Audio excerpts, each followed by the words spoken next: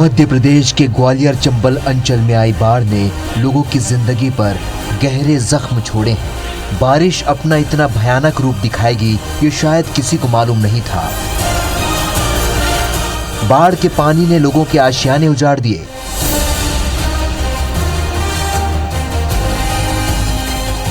नदियों पर बने पुल एक झटके में तेज बहाव में बह गए।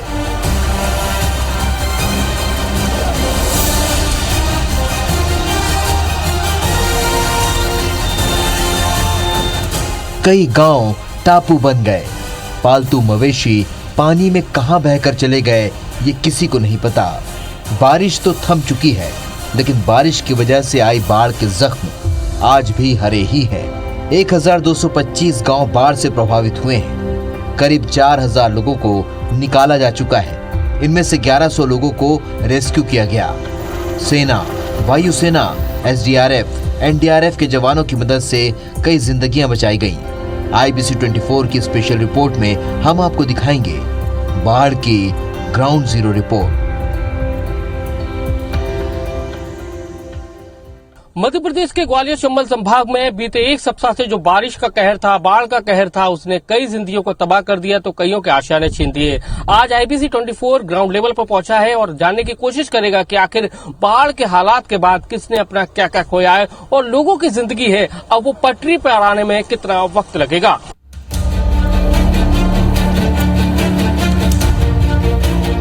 सबसे पहले बात करते हैं ग्वालियर संभाग के ग्वालियर जिले की।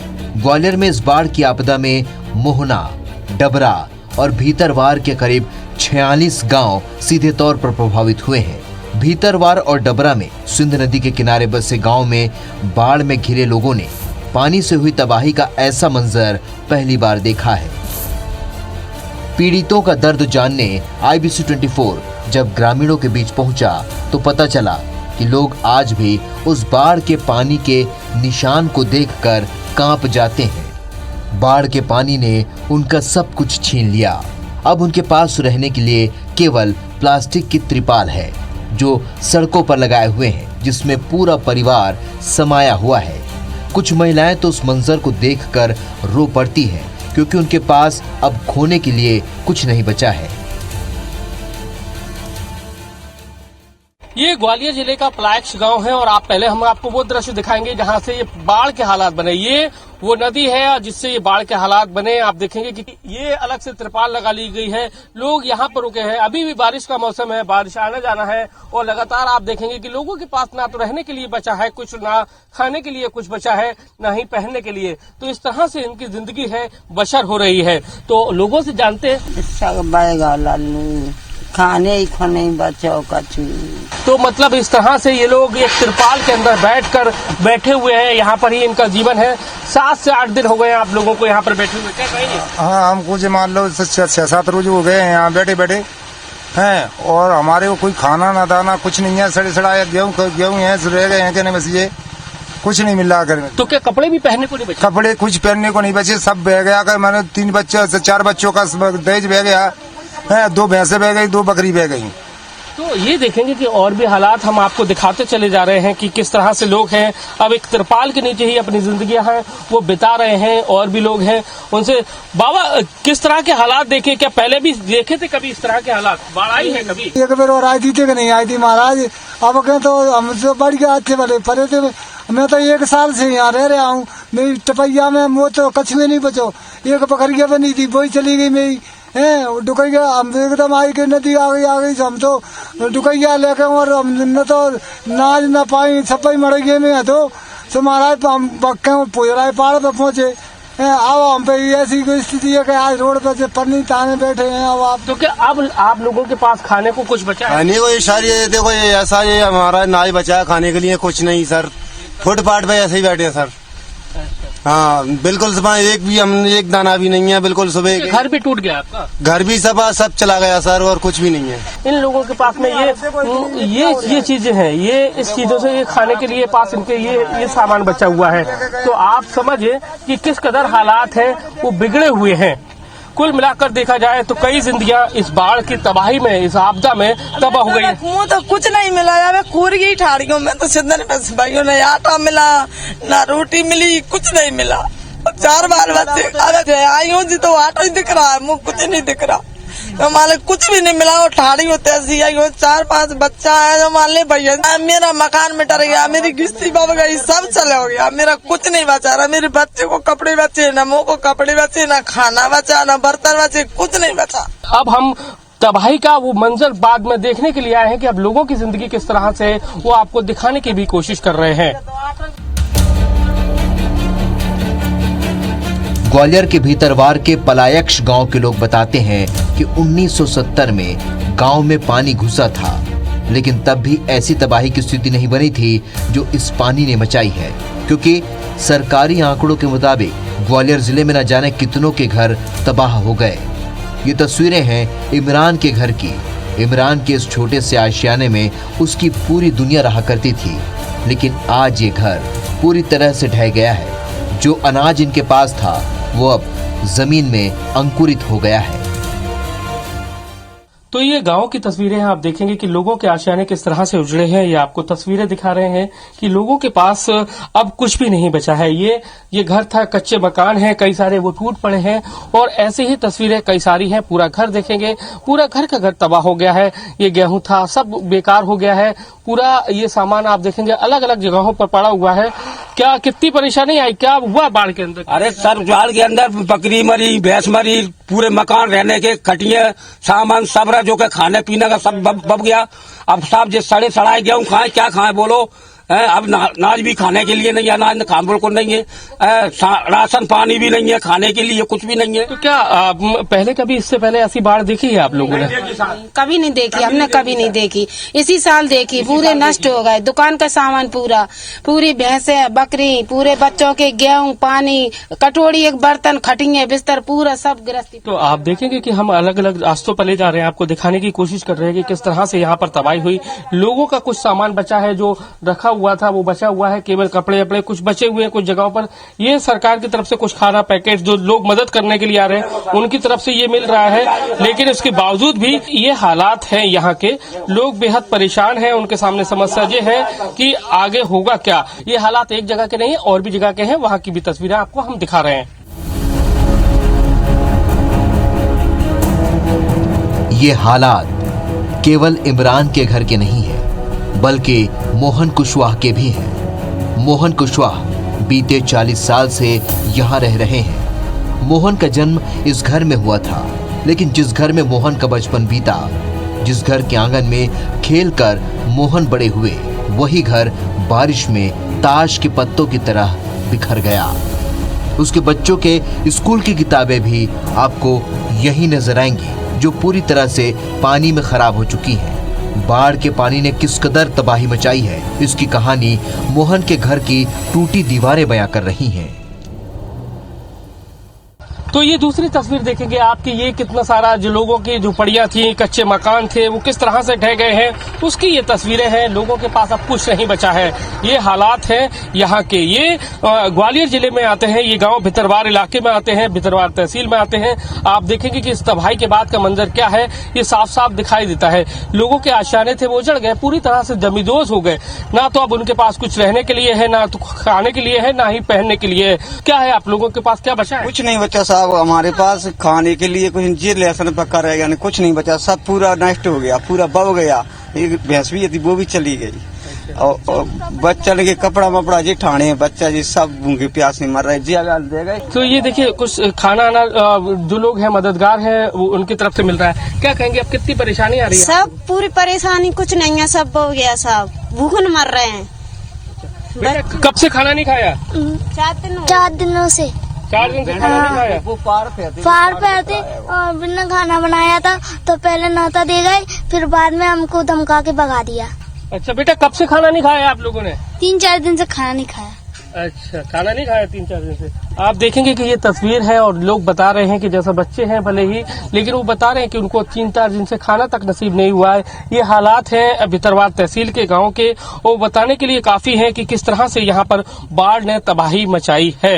ये हालात धीरे धीरे बन गए हैं, लोग परेशान हैं कि कब उनको सरकार की मदद मिलेगी, उनको कब 2 वक्त की रोटी मिलेगी, कब उनको आशियाना मिलेगा। इस दरकार में वो लगातार सरकार और उनके पास जो लोग आ रहे हैं उनकी ओर टकटकी लगाए हुए देख रहे हैं। शिवपुरी श्योपुर में तेज बारिश हो रही थी तो उसका पानी ग्वालियर जिले के हरसी, कैकटो और मडीखेड़ा डैम से यहां आ गया था। हालात ये थे कि पानी का रौद्र रूप देखकर सभी लोग ऊंचाई वाली जगह में पहुंच गए थे, तो कोई प्रशासन के लगाए राहत कैंपों में। लेकिन जब वहां से वापस लौटे तो उन्हें घर की निशानियां मिल रही हैं। ग्वालियर के सिला गांव में रहने वाली मालती देवी बताती हैं कि उस रात तेजी से पानी गांव की ओर बढ़ रहा था। धीरे धीरे पानी घरों में घुसने लगा। ऐसे में बच्चों को लेकर वहां लखेश्वरी मंदिर के राहत कैंप में वो पहुंच गई थी, लेकिन अब जब वापस आई है तो कुछ नहीं बचा है। बाढ़ ने मालती देवी की छोटी सी दुनिया को उजाड़ दिया था। ग्वालियर के एक गांव में कोई मकान नहीं ढहे हैं इस बाढ़ से। कई गांव ऐसे हैं जहां पर मकान है वो पूरी तरह से तबाह हो गए हैं, लोगों के आशियाने उजड़ गए हैं। आप तस्वीरें देखेंगे, ये भयावह करने वाली तस्वीरें हैं, लोगों को डराने वाली तस्वीरें हैं कि किस तरह से लोगों ने यहाँ पर आपदा का दंश झेला है। क्या कहेंगे, किस तरह का मंजर था, किस तरह वो रात कैसी कटी आप लोग? 12 बजे से सब रात ठाणे नहर पे काट गए टाइम।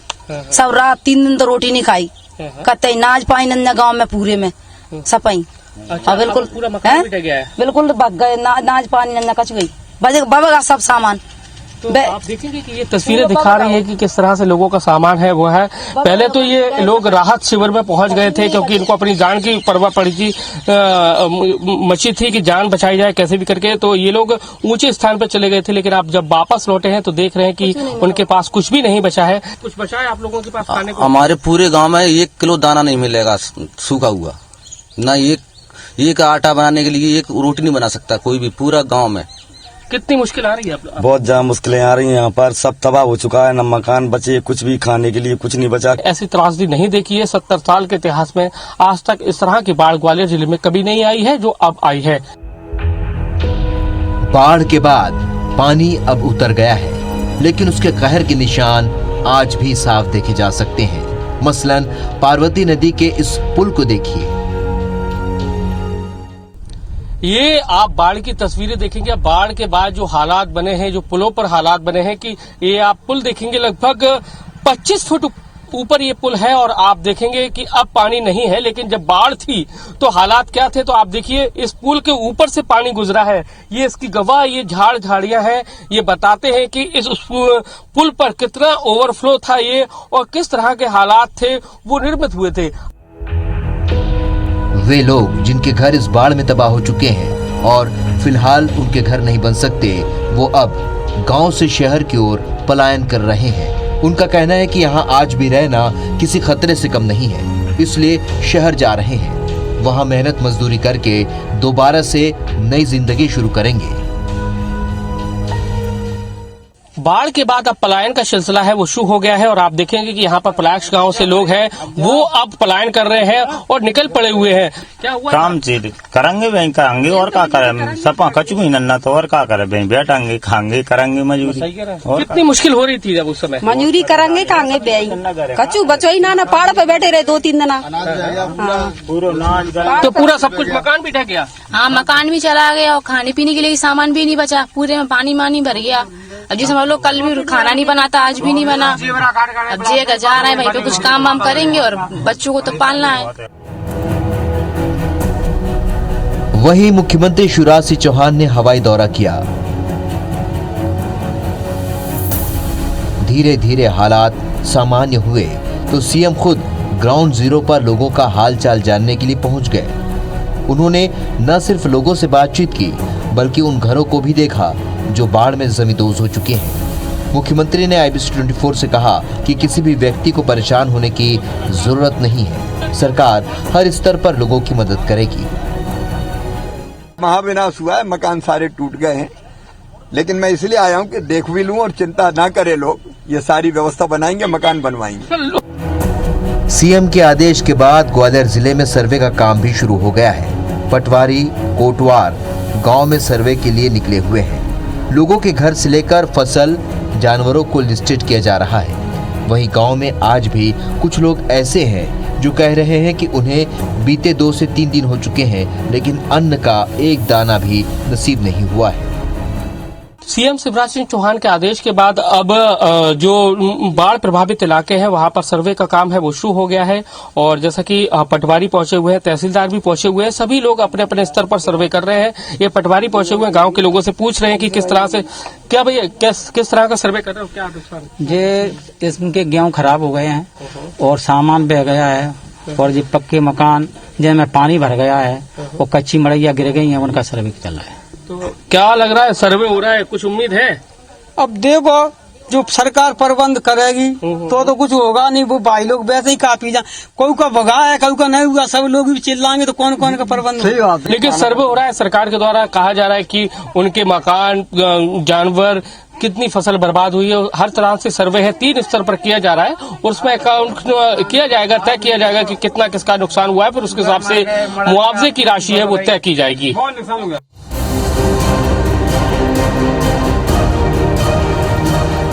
बाढ़ से ग्वालियर चंबल अंचल के 6 बड़े पुल और 2 दर्जन से अधिक पुलिया बह गई।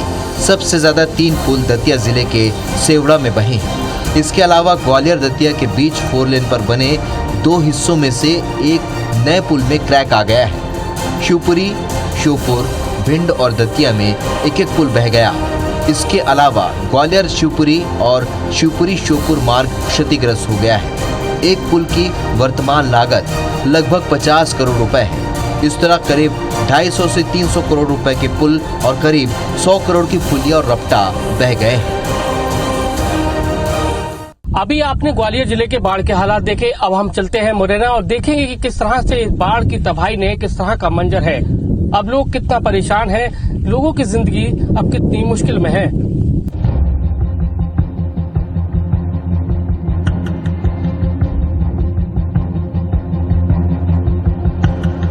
बाढ़ ने मुरैना जिले में भी कम तबाही नहीं मचाई। लोगों के घर बह गए।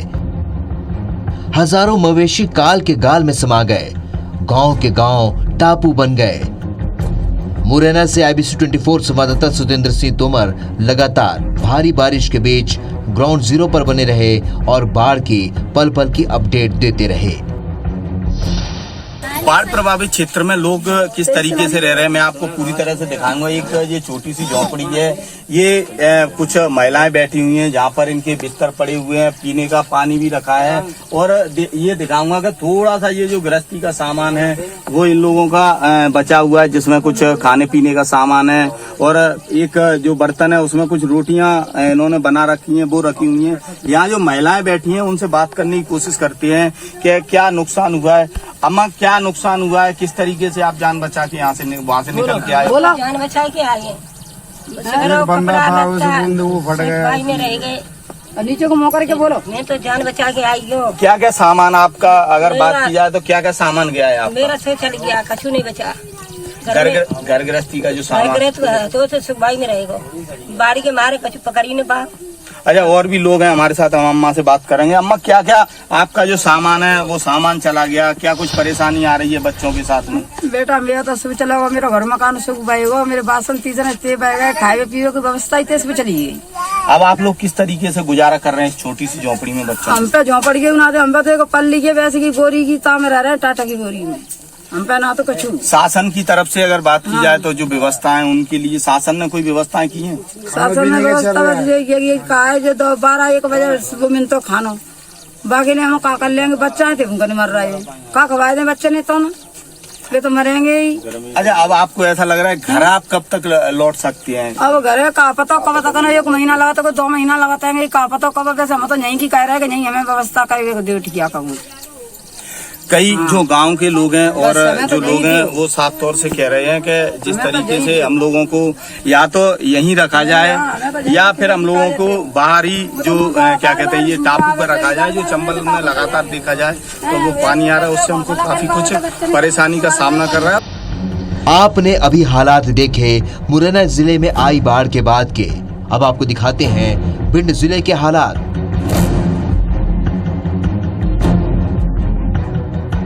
यहाँ सिंध और चंबल नदी के उफान पर आने के बाद अकेले लाहार के धौर गांव में 1000 से भी ज्यादा लोग फंस गए थे। साथ ही गांव भी बाढ़ की चपेट से बुरी तरह से प्रभावित हुआ है।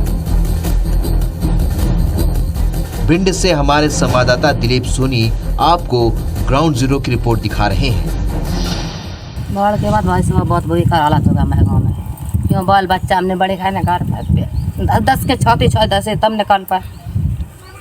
तो हालत खराब है। 2 दिन भूखे रहे सब दबेगा सब बहेगा कुछ नहीं काट पाओ। हमें गाँव दे रहा है 12 के गाँव वाले खाना सरकार से खाना आ रहा हम पे कुछ नहीं सब बहेगा नहीं है। जो कुछ सामान था सब घर को लगाया गया सरकार ने लगाया कोई सुनाई भाई